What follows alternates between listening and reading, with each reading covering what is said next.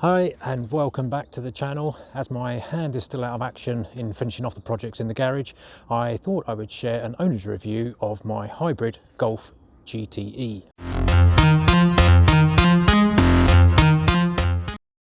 So what made me buy a GTE? Well, when I started looking for a car, my heart was saying a sporty GTI, but my head was saying a sensible 1.4 TSI. When I came across the GTE, it seemed to tick both boxes. With a reduced purchase price thanks to CarWow, and then the government diesel trade-in, the figures worked too. I paid little more than a 2-year-old used GTE.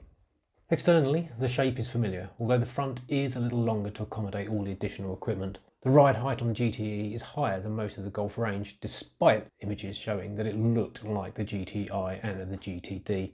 Aesthetically, I'd like to address this, but even on the optional 18-inch wheels, it does drive nicely, so I'm not sure it's worth messing around with. The boot is reported to be larger than the Focus in a standard Golf, although I don't see this. However, in the GTE it is shallower as the batteries are below the boot floor. For a family of 3, we find the boot does us just fine, but that said, friends do call me the Tetris man, as my ability to use all the available space is legendary. Inside, it's typical Golf. As standard, the GTE comes with the same tartan check cloth as the GTI, but where the GTI accents are red, GTD grey, the GTE sports blue accents. Optional upgrades are VW's version of Alcantara, which I have here, and leather. There are further blue accents around the car, front door lighting, steering wheel stitching and the badge, brake calipers and a grille stripe. All nice touches. The LED driving lights on the GTE are C-shaped in the lower bumper. The drivetrain is a mix of the 1.4 TSI engine and a 7.5 kilowatt powered electric motors, which have several drive options. The options are selected via the console button or the touch screen. You can scroll between the full battery, which is the default startup setting, hybrid, where the car's brain switches between engine and electric power, power hold, where the electric motor is used but not beyond what the engine or regen produces, and then there's recharge. The last option is only available on a console switch, and this is the Gte Mode. This is where the engine and electric motors combine to provide more power.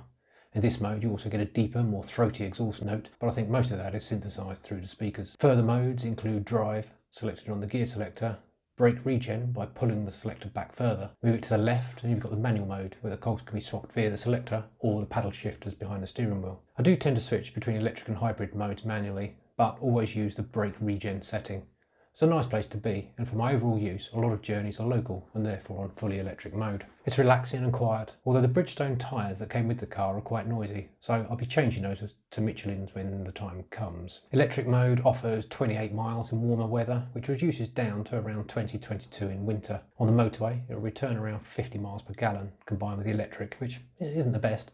But if you're doing a lot of motorway driving, probably wouldn't be choosing a hybrid anyway. Overall, I'm quite happy with the car, and my biggest disappointment is the build quality. The VW Golf, once the benchmark for quality, has slipped. The seat creaks when getting in and out of the car, and some of the panels can flex with a light touch. Within the first 2 years, the drive shaft broke, but luckily that was fixed under the warranty. Would I recommend one? Yes, it's a nice place to be, it drives well despite the additional weight, and for local journeys can be run for absolute pennies. Combine that with a home charger point, and it's a winner.